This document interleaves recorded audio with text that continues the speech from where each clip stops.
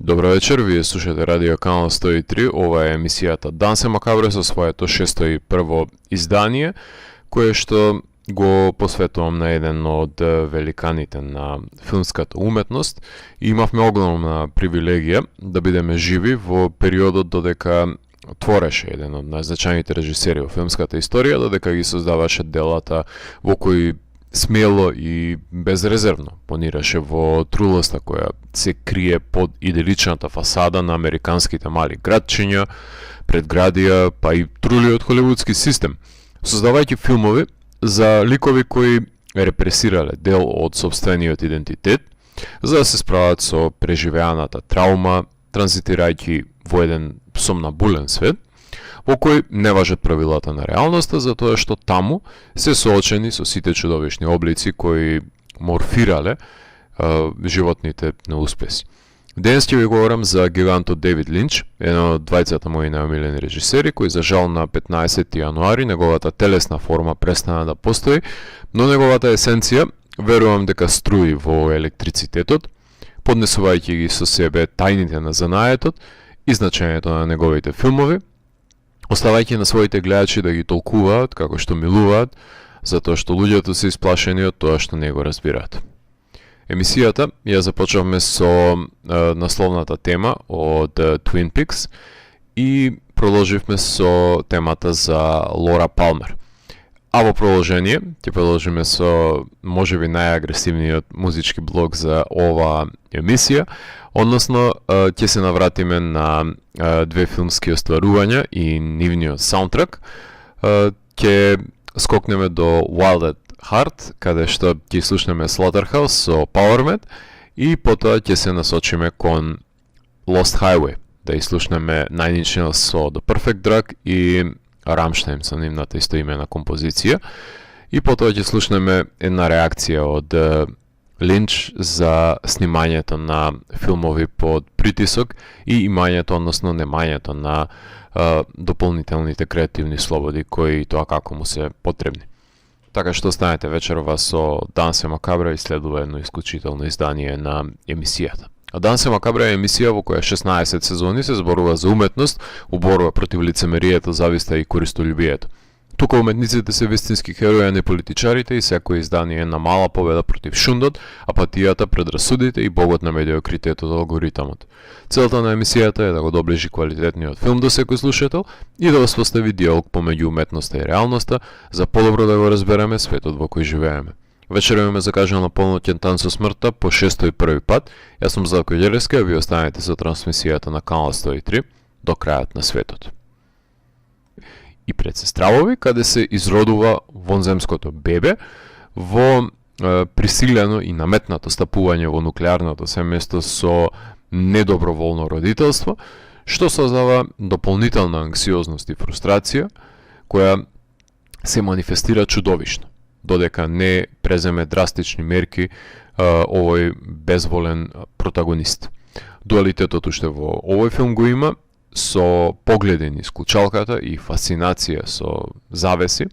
ем екзистенцијален е, ем надреален, овој најспиритуален филм, како што ќе посочи Девид за него, па оваква средина не е воопшто чудно да се сонува за бегството во светот на жената во радиаторот, затоа што во рајот се е добро. Без омилениот филм на Кюбрик немаше да постои Сјање, како што го знаеме, немаше да има јапонски сајберпанк, ниту Аронофски ќе почнеше кариера со Пи, и автори на илјадници експериментални филмови немаше да се охрабрат да ги сработат нивните дела. Иако никогаш не успеа да го комплетира и isproducira трилерот за патувањето низ димензиите и постоењето со помош на електрицитетот во Рони Рокет со Майкл Джей Андерсон, светот не беше подготвен за овој филм пред се, меѓутоа потенцијалот на Линч го препозна Мел Брукс, кој му ја довери слободата и финансиите да го сними елегантниот The Elephant Man од 1980 година, периодичната драма за деформираниот Џон Мерик, кој поради изгледот е отуѓен од општеството и третиран како наказа, без разлика на знаењето и просветленоста кои ги поседува под слоевите на натоложеното месо. Уште еден самотник е Франкенштајновото суштество, отфрленик од општеството од кое е дел, а односот со него е пред се рефлексија на светот и неговите мерила, што го доведува до кобниот епилог. Филм кој ги тестира нашите рецептори и капацитети за емоции и емпатија, па колку и да е визуелната гротеска во прашање, уште по првото интелектуалното обраќање на ликот сметам дека треба да се преиде над физичките конвенции на убавината и се погледне во духовното богатство кое ја крие оваа кротка душа, во чиишто кошмари не може да одолее Линча да не ни даде еден краток приказ за продирање во нив. Слободата и заштитата која ја дава Брукс во овој филм е одземена од екипата на Лаурентис во блокбастерот Дюн од 1984 година, во кој му се врзани рацете на Дейвид, соочен со невозможната мисија, научно-фантастичната епопеја од Френк Херберт да ја синтетизира во еден филм, за кој само светот да се изгради со секоја засемна планета, потребно е и тоа како време, а не пак да се развие дополнително действие во тој филм. Но тука ќе ја научи Линч лекцијата за немоќноста на авторскиот режисер во студискиот систем, каде еден е филмот што тој сака да го сними, а друг е тој што продуцентите сакаат да го погледнат, па затоа Девид сакал да биде избришано неговото име од овој филм, да го одјави во службен весник неговото чедо, затоа што не го чувствува како свое, без разлика на индустрискиот дизајн на вселенските бродови кој што е работен во негов манир.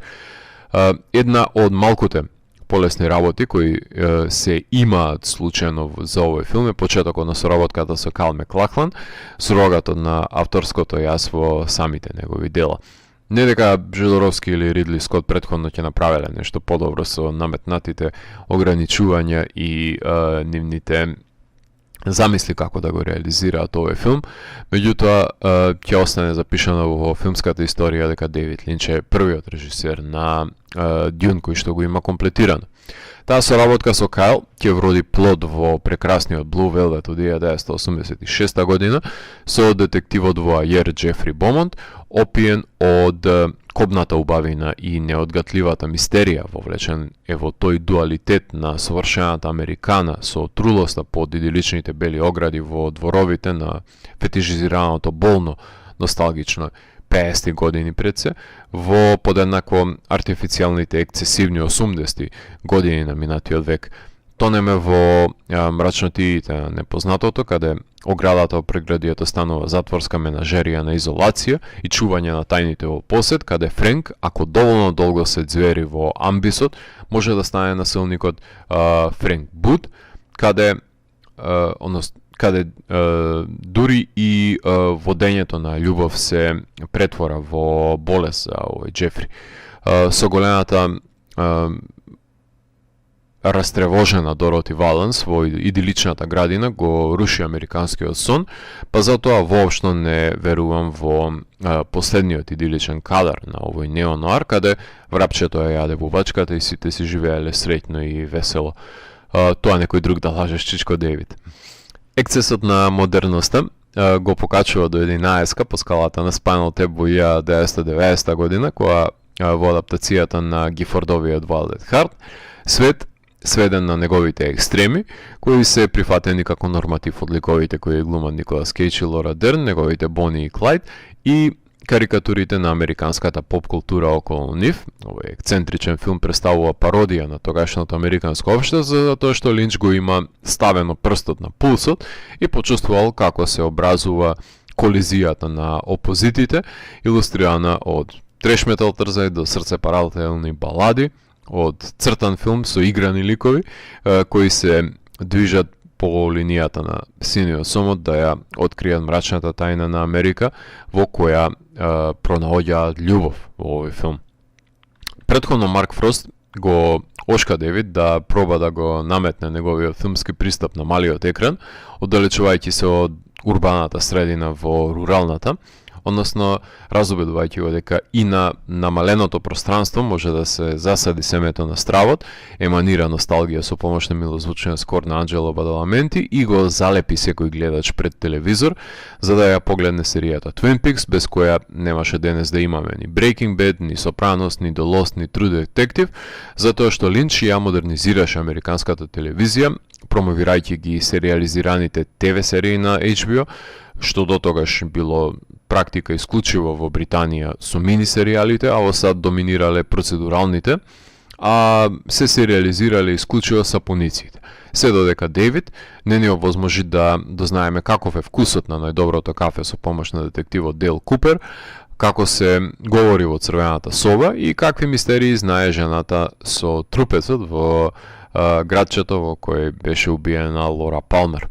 Како што Дейвид креваше раце од втората сезона, така драстично падна за мене низиниот квалитет, кој излишно е да се надева дека може да се компензира со квантитет од непотребните 22 епизоди. Затоа, за љубопитните како мене, Линч го сними филмот Twin Peaks Fire Walk With Me, каде не само што ќе може да посведочиме на последните 7 декадентни денови од животот на Лора Палмер, туку ќе дознаеме семејната злоупотреба, за која не постои доволно репресивна сила да се потисне во свеста. Илузијата за најпопуларната средношколка ќе остане во сеќавањето на многумина, додека преостанува празнината во Лора, која со ништо не може да се исполни. Накратко, ќе се запознаеме и со Тереса Бенкс, чија што уцена ќе биде наградена со смрт, која претходи на збогувањето со животот на Лора. Пред Room 104 соба со пијано, Линч се здружи со каубоецот од Mulholland Drive, Монти Монтгомери, за 1993 година да ја создадат антолошката серија Hotel Room, на исто место, во 3 различни периодизации во оваа хотелска соба. Така што, без разлика во кој медиум и да одлучи да се изрази, секој ќе има простор за да продре до нашите стравови во колективното несвесно и ни ги проектира пред нашите очи. Ќе направиме тука една кратка музичка пауза, имено во продолжение ќе слушнеме композиции кои се наоѓаат на студиските албуми кои ги има реализирано Дейвид Линч како музичар, односно најпрво ќе слушнеме со оглед од албумот Crazy Clown Time од 2011, потоа ќе слушнеме Sun Can't Be Seen No More од албумот The Big Dream 2014 и потоа ќе се насочиме кон проектот Thought Gang, кој го работеше заедно со Бадаламенти и композицијата Logic and Common Sense, во која нема ништо логично, најмалку има здрав разум. И ќе завршиме со една композиција посветена на Мерлин Монро, која се наоѓа на албумот Blue Bub, кој е во соработка помеѓу Линч и Џон Неф. Така што уживајте во аспектот, односно страната на Дейвид Линч, која е врзана со неговото музицирање. И потоа ќе се вратам во етер за да ви говорам за преостанатите филмови на Дейвид. Уживајте. Колку пати да ги имате погледнато филмовите на Линч, убеден сум дека за многобројни сцени ќе ви останат неодгатнати, па затоа сметам дека корисно е за менталното здравје да му се навратите на творештвото на овој слоевит автор, не само на годишнини од раѓање и умирање, туку и спонтано, нака непредвидено, да се навратите на случувањата во Twin Peaks-ово на господинот Линчовски, кој што би го именувал. Ги македонизирам овие термини, затоа што неговото градче многу лесно може да се преслика во некоја наша планинска местност, во која секој знае се за секого, во која убеден сум дека и се случило некој убиство, само што уште не сме сигурни дали е уловен вистинскиот убиец. Тој знае дека ваквите мали градчиња се нуклеусот на американското општество и има за цел да ги потсети елитистите и големопоседниците дека оттаму е родена идејата за Америка, а не од кулите од слонова коска, затоа што и оттаму ги опева малите луѓе со голема душа во неговите филмови, а не во не ја наоѓа пред се неа во елитистите, односно тој има за цел под лупа да го стави американскиот идеал, тоест американскиот сон, кој од нуклеарните семејства, односно од беби бумерите, им е прераскажен на децата да го прифатат како аксиома, како здраво за готово, што и не е така. Затоа трулоста се крие под фасадата, односно зад белата ограда на уредно средените дворови, каде што роварат инсектите, во неискосената трева, навира пресеченото уво, односно го предупредува гледачот да не верува во погледнатото, да не биде претплатник на идеалистичките реклами. Ова е еден метод за нурнување во колективниот сон, кој прераснува во кошмар, затоа што, како што објаснуваше Линч во интервјуата, тој со помош на медитацијата се нурнувал во несвесното, за да рибари во идеи и да ги донесе на површина, така што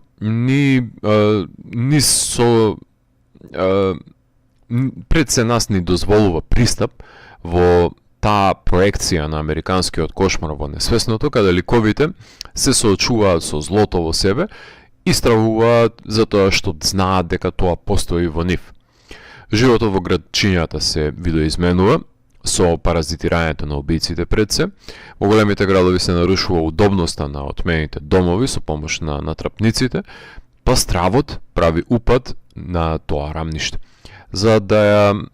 напукне корелацијата со стварноста, Линч самосвесно го напукнува дури и јазикот, го изема пред се логичкиот след од говорот, го нагазува диалогот, го преувеличува дискурсот, односно тој сака да го разоружа гледачот од означеното на зборовите, да го дистанцира од востановената смисла, тоест во колизија е со условување и заробување на емоциите во збор, затоа што тоа знае дека ќе предизвика нивна смрт пред се, затоа ја ослободува од тие пранги. Дали е во прашање одделување на гласото од кажаното со когнитивна дисонанца или со плейбек снимките. Уште од кратките филмови, например, му пркоси на алфабетот со вресоци пред да го сними говорот наназад, па и самиот да се појави пред камера и да извикува на цел глас колоквијален говор, да предизвика дисбаланс од тоа, затоа што знае дека со именувањето се затемелува значењето и се редуцира пред се можноста за неговата големина. Со кршењето на методот на комуникација, сака да го преозначи обликот на поимање и пред се размена на искуство, кое не е само плосно, површно, туку возможно е восприемање и на интуитивно, иманентно и неретко хтонско рамниште, односно да се дозволи да пушти корења значењето и да оформи некакви си нови видоизменети облици пред се, да проложи да расте и да расцвета. Тој ќе пред се ќе речеше дека и раната е убава,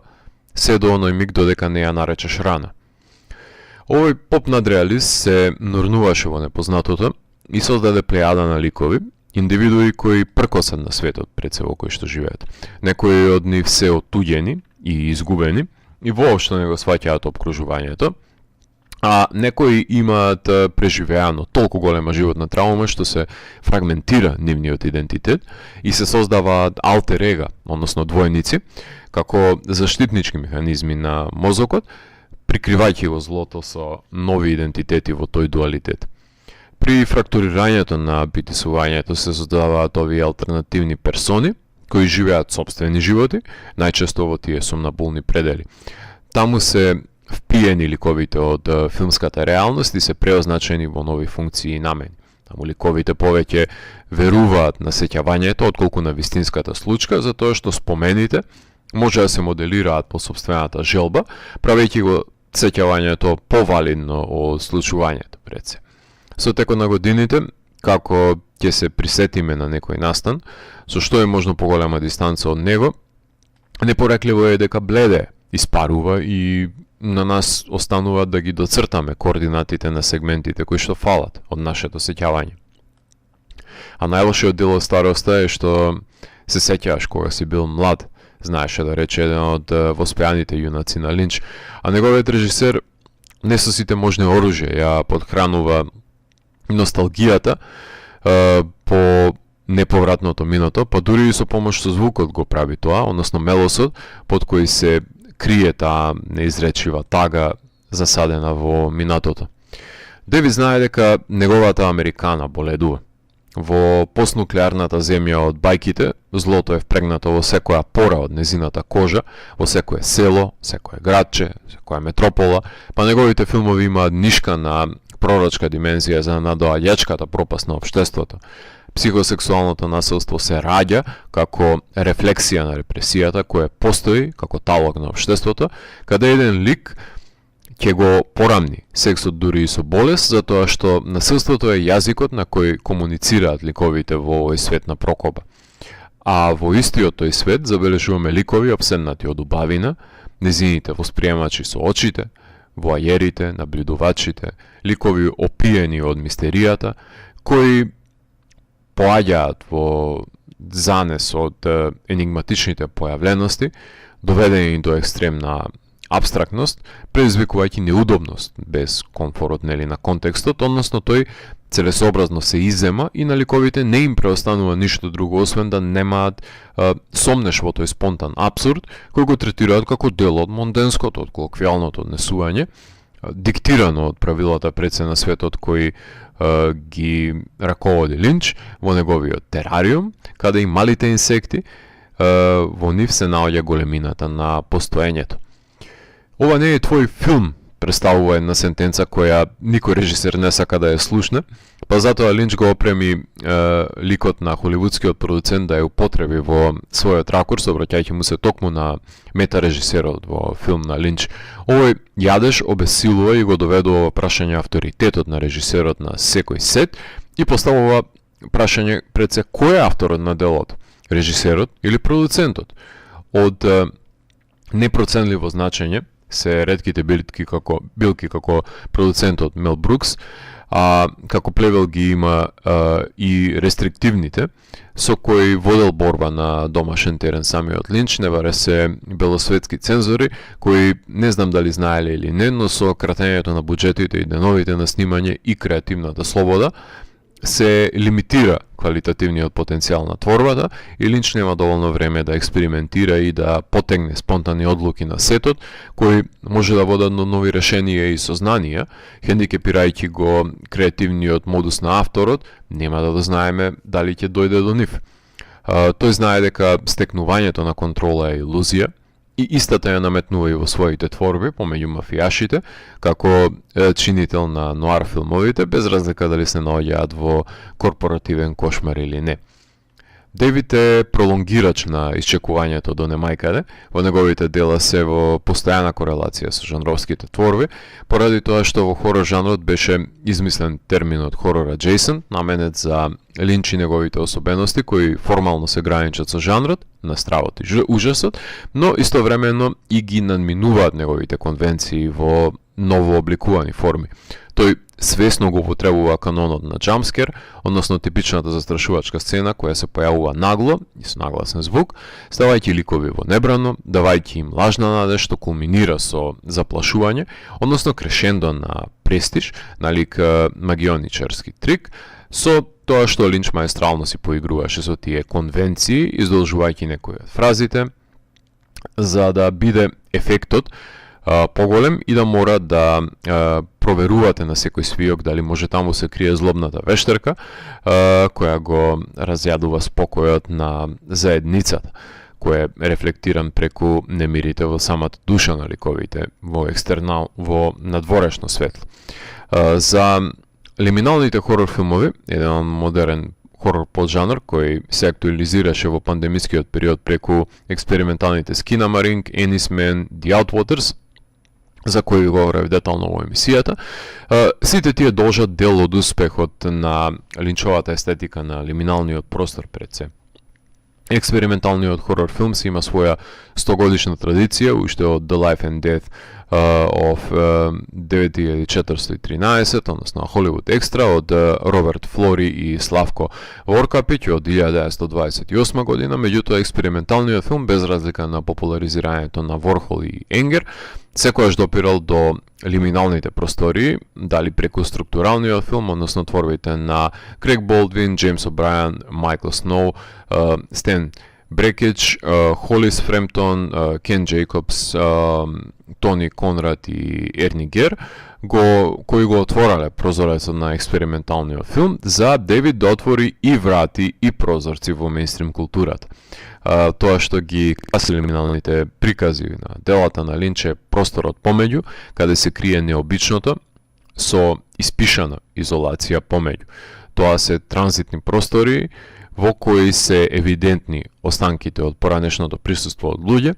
односно со фрлен поглед во минатото, но преку несвесното. Немам обичај да одам таму каде што сум недобре дојден, е едно мото од делата на Линч, до кое и јас лично се придржувам, но очигледно дека Девид се чувствуваше добре дојден во тоа море од непоимливото, каде постојано одлетуваше за да улови некоја идеја, а сега и стана негово вечно почивалиште. Не сум имал можност да го интервјуирам Линч, а и да го направев тоа, тешко дека ќе дознаев нешто, затоа што тоа потврдува мојата теза дека субјектот кој се интервјуира е подготвен да ви обзнани онолку колку што тој сака, па колку и да се мислите дека сте веш интервјуер, ќе го добиете тоа што ќе ви биде сервирано. Единствено се запознав со една од неговите музи, Кристабел, која беше во Скопје, а на неговата ќерка Джени изразив сочувство за губитокот во семејството. Во продолжение на емисијата ќе слушнеме композиции од филмовите кои ги има режирано Линч, односно ќе слушнеме основната тема од The Elephant Man, компонирана од Џон Морис, потоа ќе се насочиме кон Mulholland Drive и композиција која што ја реализира Бадаламенти со Филхармонијата на Прага. Потоа ќе слушнеме и Тото со главната тема од Дюн. Ќе се вратиме за крајот музичкиот сегмент на Анджело Бадаламенти и Blue Velvet, односно изведбата на Изабела Роселини на слоната тема, и Джорандо, Crying на Ребека Дел Рио, исто така од Mulholland Drive. Потоа ќе слушнеме и збирка на извадоци каде говори Линч за љубовта кон делото на Кюбрик и зошто Eraserhead бил еден од омилените филмови на Кюбрик од творештвото на Линч. Така што уживајте со овој музички пресек од филмографијата на Линч. Одењето во кино за мене е церемонијален процес во кој имаме можност да погледнеме сон најаве, да се нурнеме во светот на имагинацијата по затемнувањето на киносалата и на платното да се проектираат нашите сни и кошмари. Тоа продирање во мракобесието на човечката душа го знае и самиот Линч, кој го сними својот најголем кошмар во 1997 година, кој го именуваше Lost Highway, дозволувајќи ни да погледнеме во проекцијата на главата на Фред Медисон, односно неговиот дом, во кој натрапникот ќе му достави видеокасети во кои го наблюдува. Делото ја содржи според мене најкултната сцена од творештвото на Линч, кој намерно ги крши постулатите на физичкото и логичното, да го протресе светот на неуспешниот маж во мизерниот брак, кој кога ќе се обиде да крикне и изврши насилен чин, ќе подлегне на personality fugue, односно дисоцијативно бегство, напуштајќи го личниот идентитет за да се репресира случајното, и Фред станува пил кој води засебен живот, обземен од фан фатал од овој неонуар во кој видоизменетиот спомен е пореален од видеоснимката која лаже.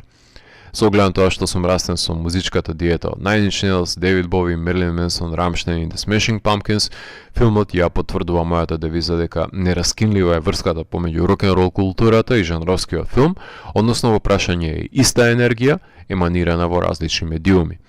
Криминогената практика е своеволниот домашен превод, хотел на изгубените души, со кој што беше условен филмот, кога го гледав на нашите ТВ канали, кога во периодот кога емитува филмови се разбира, за кој мислам дека треба да се лежи во затвор, како Фред, да сака Линч така да се вика, ќе окрстил Hotel of Lost Souls, а не Lost Highway. 2 години подоцна доаѓа антитежата на мракобесието на филмот преку неговите поларитетни најнежен филм, односно мелодрамата The Straight Story, започнувајќи од 400 километарското патешествие со помош на тракторчето, за да ја докажеме македонската максима на брат брата не рани тешко е кој го нема, низ избавувачкото патешествие од јадежите и грижите, ја спознаваме Америка во мало, преку попатните средби со случајните минувачи, со кои се излева стекнатото животно знаење низ безцелни и навидум беззначајни диалози, пренесени во интеракција, иницирани од порив и засенети од смрт. Методологијата во овој филм е низ дискурсот со странците, непознатите, да се отвори потиснатото, затоа што говорот со нив е всушност говор со себе и внатрешниот живот, со поетичност на колоквијалното.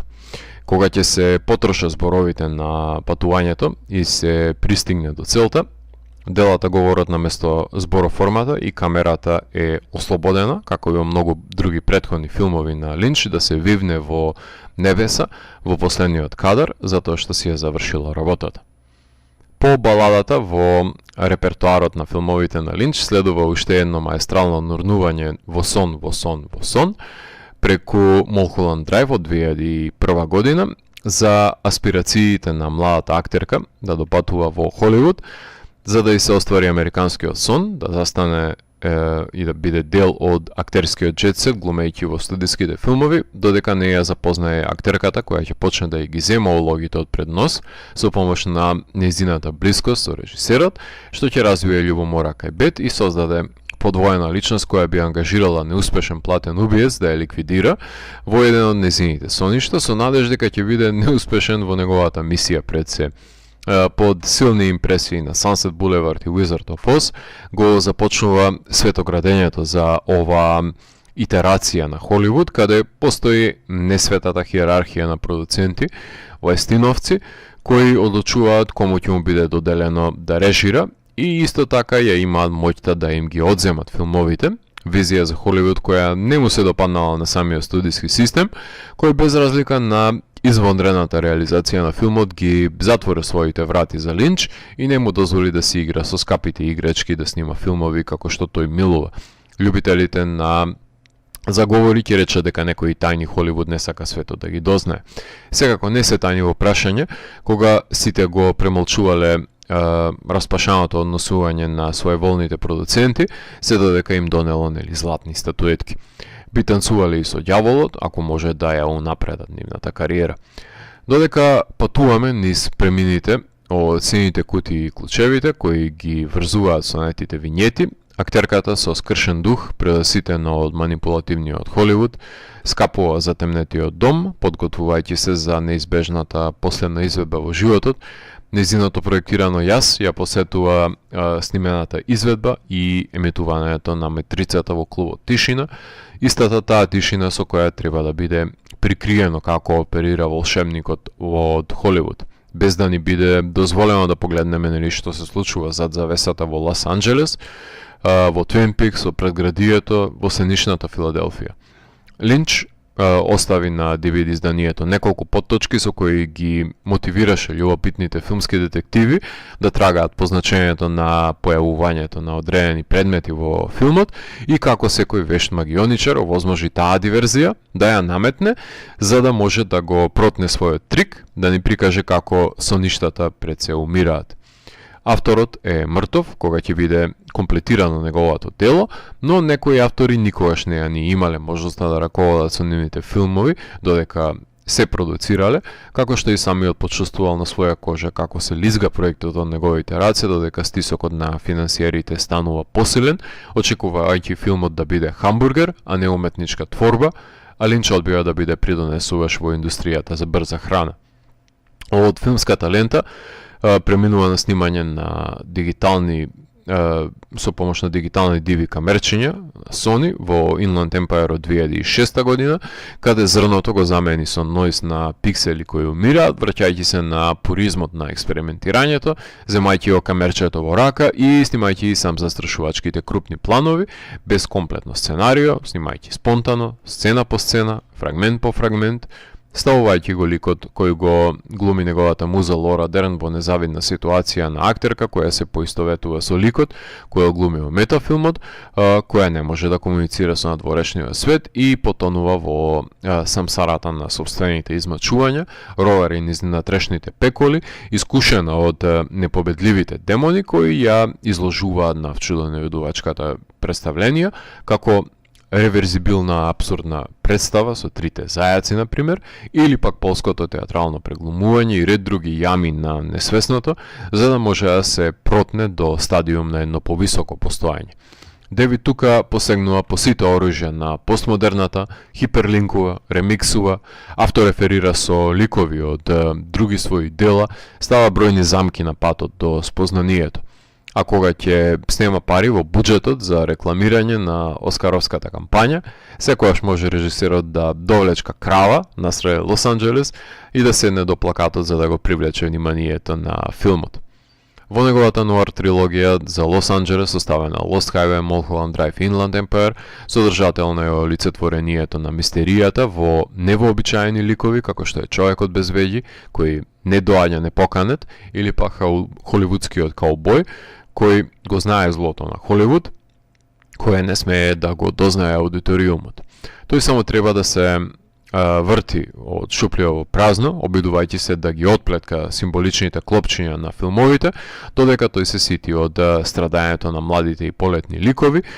кои согоруваат под светлото на рефлекторот. Во првиот дел од оваа трилогија, сепството не дозволува неговото јас да ја дознае вистината и се соочи со неа. Во вториот дел го убива во поим делот од себе кој ја знае вистината, а во третиот се просветлува и трансцендентира, како што би рекол медитирачот Линч. Во 2017 година се здружи повторно со Марк Фрост да го пратат двојникот на агентот Купер со демонот Боб во себе во модерниот свет во третата сезона од Twin Peaks The Return, додејќи ни ја можноста недела за недела да бидеме во исчекување, каде ќе не поведе со секоја наредна епизода и каков бенд ќе свири во кафаните. Во Twin Peaks со тоа што често пати промашуваше, ама кога ќе богодеше, зададе удар на модерните ТВ серии уште еднаш, снимајќи потполно психоделична експериментална епизода број 8, која остана поголема мистерија дури од самата серија. Откако го сними краткиот ноар филм за Мајмунот Неранимајко, Линч се препушти на својата метеоролошка прогноза и томбола, односно секој ден не поздравуваше со бројот на денот и прогноза за времето, и без разлика на времето надвор ни посакуваше сино небо и златен сончев зрак однатре. Денес е празно неговото столче и нема кој да ни посака добар ден, па ќе треба сами да си посакуваме еден на друг. Девид Фостер Волес при посетата на сетот Lost Highway напише еден одличен есеј во кој го зацементираше терминот линчовски како ироничен спој на макабристичкото и секојдневното во кое се заробени ликовите на неговите филмови. Не знам за вас, ама за мене Линч секогаш ќе биде релевантен и неговото име се одржува во живот во Дансе Макабре со самото тоа што јас во емисијата еднаш-два пати месечно го напоменувам како извршувач на влијание која ги рецензирам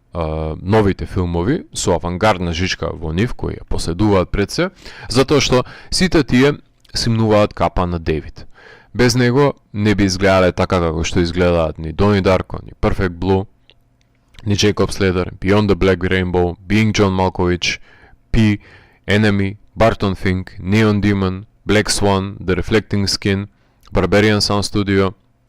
Under the Skin, The Cell, Only God Forgives, Buffalo 66, The Shining, Southland Tales, Starry Eyes,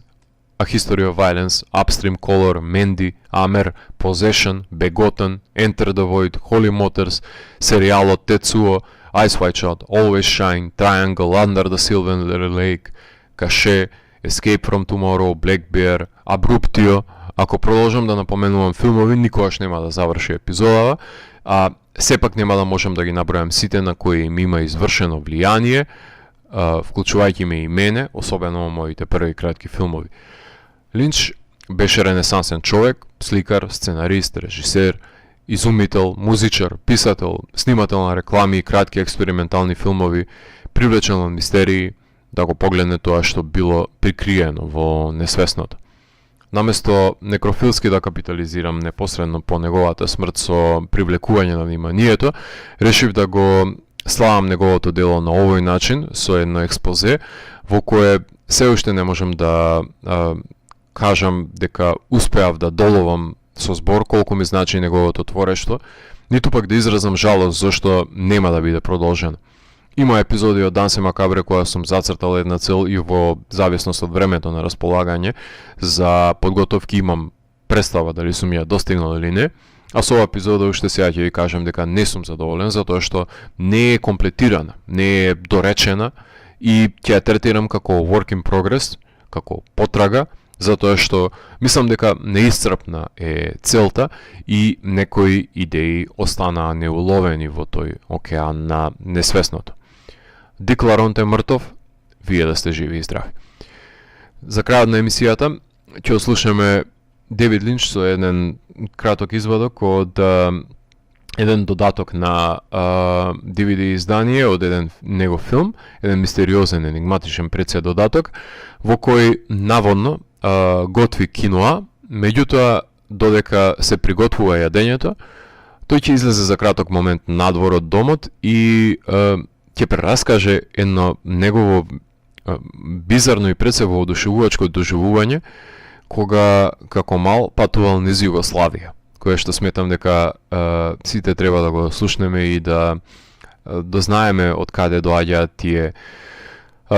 идеи кои што се обидува да ги улови во неговите дела.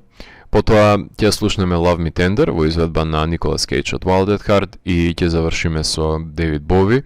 и композицијата I'm Deranged од Lost Highway. Јас сум Златко Ѓелевски и го затворам 601 гримуар на Дансе Макабре и го враќам на полицата кај останатите изданија кои кријат тајните на универзумот.